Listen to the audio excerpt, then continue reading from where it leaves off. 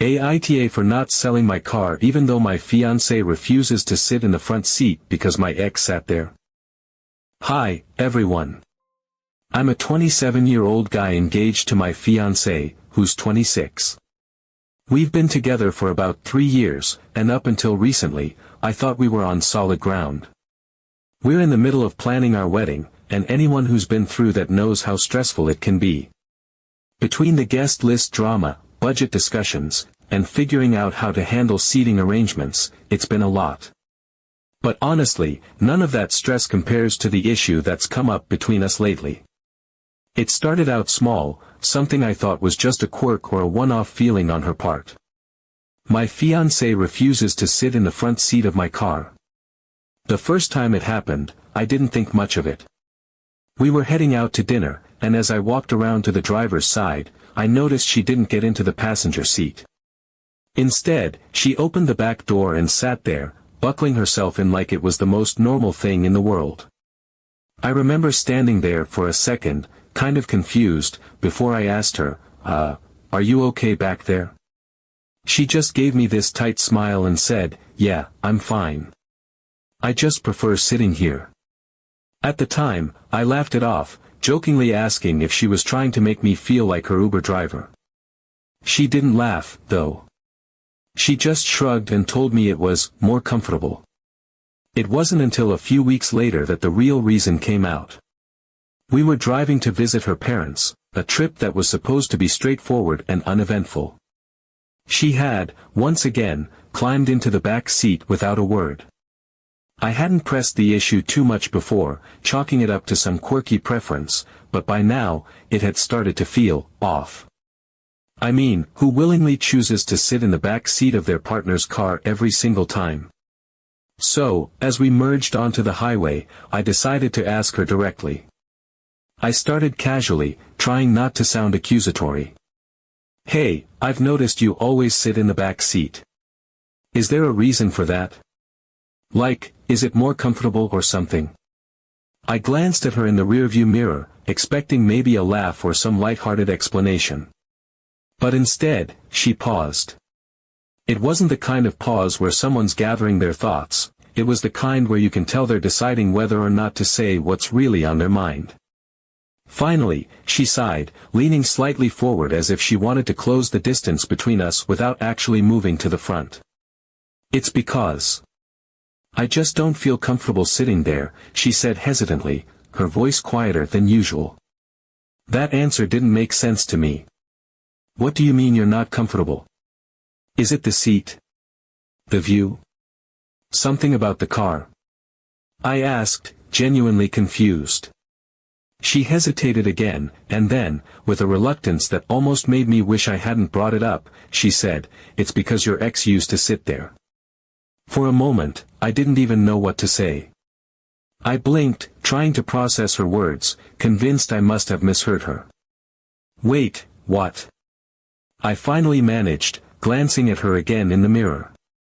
You're telling me you don't sit in the front seat because my ex used to?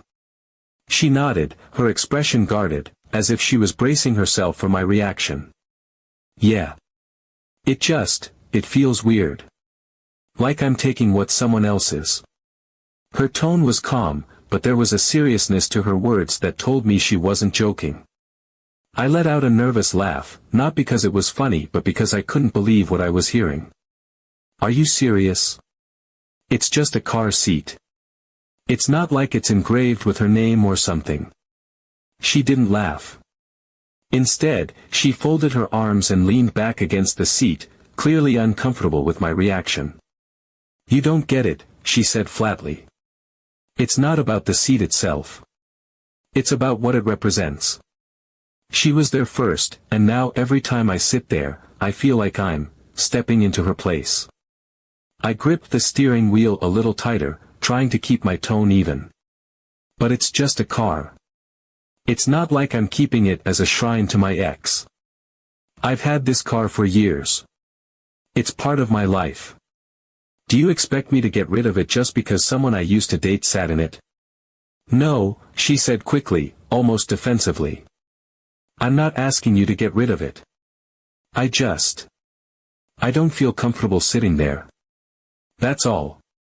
Her words hung in the air, and for a while, neither of us said anything. I kept driving, replaying the conversation in my head, trying to make sense of it. I couldn't wrap my mind around how something as ordinary as a car seat could carry so much emotional weight for her. To me, it was just an object, something functional, practical, completely devoid of personal meaning. But to her, it was apparently a symbol of my past, a tangible reminder of a relationship that no longer existed. The more I thought about it, the more stunned I felt. It wasn't like I'd kept the car because of my ex or had any lingering attachment to that time in my life. It was just a car. A means to get from point A to point B. But the way she talked about it, you'd think it was some sacred relic from a bygone era. It was so far removed from how I viewed the situation that I didn't even know how to respond without sounding dismissive or invalidating her feelings. Trying to be understanding, I offered to sell the car. I figured if it really bothered her that much, it might be worth it to just get rid of it and start fresh with something new. But she immediately shot that idea down. She said she didn't want me to sell it because it would feel like she was forcing me to do something. Still, despite not wanting me to sell the car, she absolutely refuses to sit in the front seat. Every time we go anywhere, she climbs into the back, leaving me feeling like some sort of personal chauffeur. It's not just awkward, it's downright bizarre. And honestly, this car thing is just the tip of the iceberg. Over the past few months, I've started to notice a pattern with her. She seems to have this aversion to anything that's remotely tied to my past relationships. For example, she's told me multiple times that she doesn't want to do things I used to do with my ex, simple, everyday things, like cuddling on the couch during a movie or going to certain restaurants I've been to before. She once asked me if I'd ever taken my ex to a particular park, and when I said yes, she immediately decided she didn't want to go there anymore. It's not like I'm constantly bringing up my ex or comparing her to anyone. In fact, I go out of my way to avoid mentioning my past relationships because I know it's a sensitive topic for her. But no matter how much I try to reassure her that she's the one I want to be with, it feels like she's holding my past over my head, like I'm being punished for things I can't change. What makes it even harder to wrap my head around is that she's still in contact with her own ex. They occasionally text or call each other, and I've never had an issue with it because I trust her completely. I know their relationship ended a long time ago, and as far as I'm concerned, it's ancient history. So I don't understand why she can't extend me the same level of trust and understanding when it comes to my past. The part that really hurts, though, is how she handles these situations emotionally. Whenever something triggers her, whether it's the car, a place we've been, or even a random comment I make about the past, she shuts down completely. She becomes distant, avoids physical affection, and sometimes won't even say goodnight to me. It's like she's punishing me for something I didn't even do. I've tried talking to her about it, but those conversations never seem to go anywhere. She'll either change the subject or say something like, "You just don't understand how I feel." And maybe she's right. Maybe I don't fully understand how she feels. But I'm doing my best to be patient and supportive. At the same time, though, I'm starting to feel like I'm walking on eggshells around her. I'm constantly second-guessing myself, wondering if something I say or do is going to upset her. It's exhausting, and it's starting to take a toll on our relationship. I love her, but I can't help but wonder if this is something we're going to keep struggling with after we're married. What happens if we have kids one day? Am I going to have to avoid taking them to certain places because I went there with my ex? Am I going to have to buy a brand new car every few years just to keep her comfortable? I don't want to dismiss her feelings, but at the same time, I don't think it's fair for me to be held accountable for things that are completely out of my control. I offered to sell the car. I've tried to reassure her in every way I can think of. But nothing seems to be enough. So, Reddit, am I the asshole here? Am I wrong for thinking her behavior is unreasonable? Or is there something I'm missing that I should be doing differently? Update 1. A few days later, we were sitting at home, and I decided I couldn't keep brushing it under the rug. I needed clarity, not just about the car but about all the little rules and boundaries she seemed to be imposing. I didn't want to start an argument, but I needed to understand why things felt so one-sided. If she was uncomfortable with my past, why was she still in touch with hers? I brought it up carefully, not wanting to seem accusatory. I mentioned how I'd noticed that she still communicated with her ex and how I'd never made a fuss about it because I trusted her.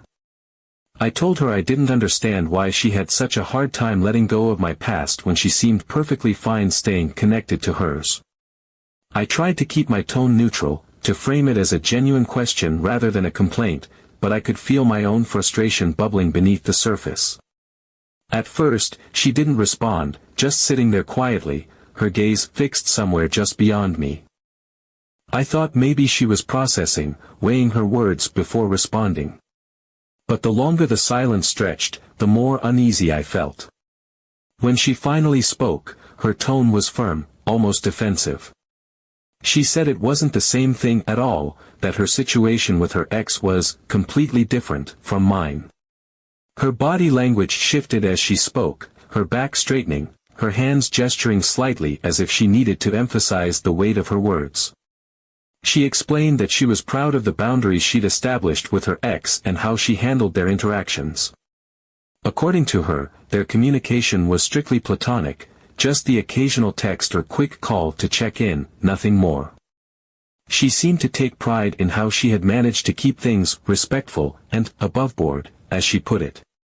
She said it reflected her maturity and character, that she wasn't the type to let emotions cloud her judgment or allow things to cross a line. The way she spoke about it made it sound like she was expecting me to be impressed, like she wanted me to acknowledge how responsible she was for maintaining this delicate balance. She assured me, almost with a sense of superiority, that there was absolutely nothing romantic about their conversations. It was, in her words, simply a way of honoring the past they'd shared, acknowledging it without dwelling on it. But the more she spoke, the more I felt this subtle shift in the tone of the conversation. It stopped feeling like a mutual discussion and started feeling like a justification. And then, just as I was trying to absorb everything she'd said, she shifted the focus back to me. It wasn't just about her boundaries anymore, it was about mine, or rather, what she perceived as my lack of them. She said she wasn't so sure about me in similar situations, that men and women handled these things differently. She spoke with an air of certainty, as if this were some universal truth that couldn't be argued against.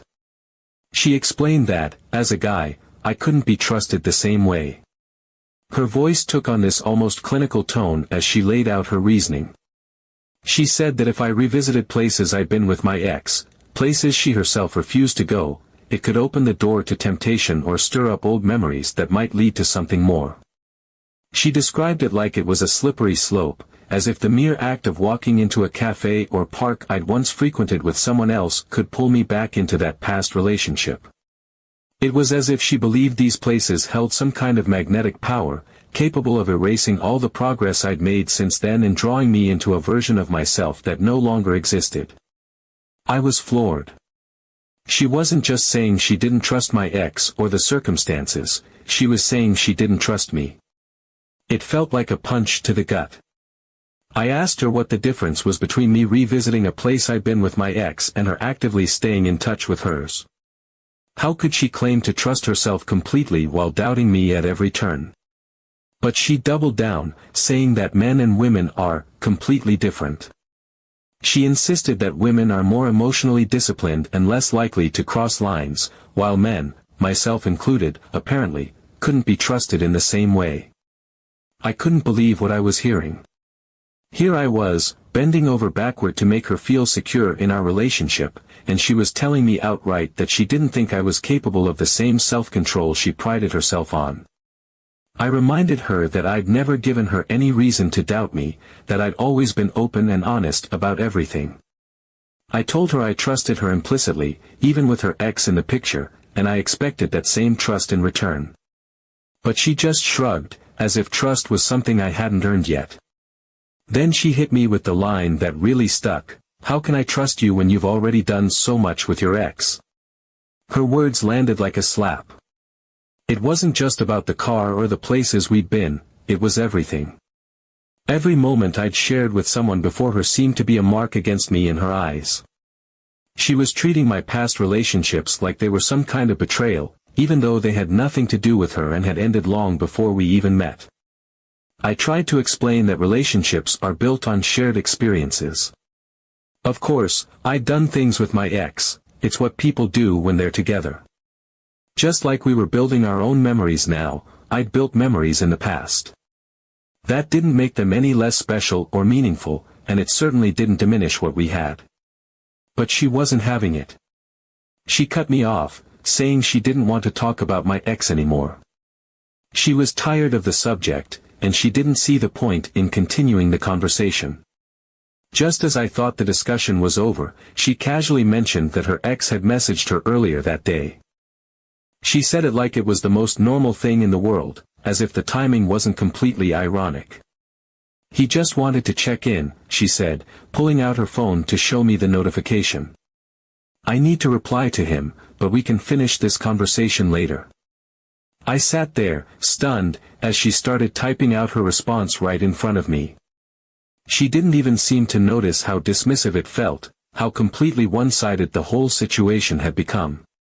She expected me to tiptoe around her insecurities, to erase any trace of my past, while she maintained her connection to hers without a second thought. It was like living in two different realities, one where her actions were justified and mine were always suspect. As she tapped away on her phone, I couldn't help but wonder how we'd gotten here. What had started as a simple issue about where she sat in the car had spiraled into something so much bigger, something that made me question the foundation of our relationship. Trust wasn't supposed to feel this conditional, this fragile. And yet, here we were, with her telling me she didn't trust me because of things I couldn't change, while I was expected to trust her without question. I sat there in silence, watching her as she finished typing and put her phone down. She looked up at me briefly, gave me a small smile, and said, "We'll figure this out later, okay?" Then she walked off, leaving me alone with my thoughts and a growing sense of unease about what later might actually look like. Update 2. After our conversation about her communication with her ex, something shifted inside me. I couldn't shake the nagging feeling of how one-sided everything had become. She had these strict, unspoken rules for me, rules that dictated what I could do, where I could go, and even how I should feel about my own past. Yet, she seemed to operate with a completely different set of rules for herself. It wasn't just about fairness anymore. It was about respect. I trusted her fully, but she couldn't extend that same trust to me. And the more I thought about it, the more it ate away at me. I didn't want to start a fight, but I felt like I needed to make a point, to show her what it felt like to live under the kind of scrutiny she placed on me. So, I decided to flip the script. If she was going to draw these lines around what I could do because of my past, then maybe it was time I did the same. I wasn't trying to be petty or spiteful, I just wanted her to understand how exhausting it was to be constantly judged for things that didn't matter anymore. It started subtly at first. One evening, we were sitting on the couch, and she suggested we order takeout from one of her favorite restaurants, a place I knew she used to go to with her ex. Normally, I wouldn't have cared at all. Food is food, and to me, a restaurant is just a place to eat. But this time, I hesitated. I told her I wasn't really in the mood for it and suggested something else. She looked at me a little puzzled but didn't push the issue. The next weekend, we were planning a day out, and she suggested going to a local art exhibit she'd been wanting to see. I knew she'd been there before with her ex because she'd mentioned it once in passing. Normally, that kind of thing wouldn't even cross my mind, but this time, I told her I wasn't interested. When she asked why, I shrugged and said it just didn't feel right to go somewhere that carried memories of her past. She blinked at me, confused, but didn't say much. I could tell she was starting to notice the pattern. Over the next few weeks, I became more deliberate. Anytime she suggested something I knew she'd done with her ex, I declined or came up with a reason why it wasn't a good idea. I stopped doing certain things around the house that she'd once mentioned were routines she used to share with him, like making her tea in the evenings or helping her pick out a new book to read. Every time I hesitated or declined, I made sure my reasoning mirrored the kind of logic she'd used with me. I wanted her to feel what it was like to have her past constantly thrown into the equation, to have it dictate what was acceptable in the present. At first, she seemed more confused than upset. She didn't understand why I was suddenly so selective about what we did or where we went. She even asked me outright a couple of times if something was wrong, and I'd just give a vague response, the same kind of non-answer she gave me when I asked why she wouldn't sit in the front seat of my car. But then I took things a step further. One day, while we were sitting on the couch, she mentioned that her ex had texted her again. She said it casually, like it was no big deal, and I could feel my frustration bubbling up again. That's when I decided to drop the bombshell. I told her I'd been thinking about reaching out to my ex, too. I kept my tone light, almost nonchalant, as if it were the most reasonable thing in the world. After all, if she could maintain communication with her ex because it was completely platonic, then why couldn't I? Her reaction was immediate. She froze, her expression shifting from surprise to disbelief. She asked me why I would even consider doing something like that, and I could see the wheels turning in her head, trying to make sense of what I just said. When I explained that it wasn't a big deal and that I thought it might be nice to catch up, she looked completely floored. She insisted that it wasn't the same, that her situation with her ex was different, but I just raised an eyebrow and let her words hang in the air. Over the next few days, I kept up the act. I didn't actually reach out to my ex, I had no intention of doing so, but I let her believe I was considering it. I also continued to mirror her behavior, refusing to engage in anything that could be linked to her past. I started avoiding her favorite shows if I knew she'd watched them with her ex, skipping certain songs on playlists if she'd ever mentioned they had meaning for her, and declining to participate in activities she used to enjoy with him. At first, she seemed more confused than anything else, but gradually, the frustration began to creep in. She started pointing out how unfair it was, how it felt like I was putting up walls for no reason. I could see her growing more and more upset, and part of me felt guilty. I didn't want to hurt her, I just wanted her to understand what it felt like to be on the receiving end of this kind of treatment. Finally, one evening, after another long day of silent tension, she came to me and admitted that she'd been thinking about everything. She said she'd realized that maybe she'd been exaggerating and taking things too far. She admitted that she was starting to understand why I was behaving the way I was and that it had made her think about how unfairly she'd been treating me. She said she hadn't meant to make me feel like I was walking on eggshells or that my past defined me, but she'd let her own insecurities get the better of her. Hearing her say those words felt like a weight lifting off my chest. It wasn't just about the apology, it was about the acknowledgement, the fact that she finally understood what I'd been trying to tell her all along. For the first time in weeks, it felt like we were on the same page again. And while there was still work to be done, I felt like this was a step in the right direction.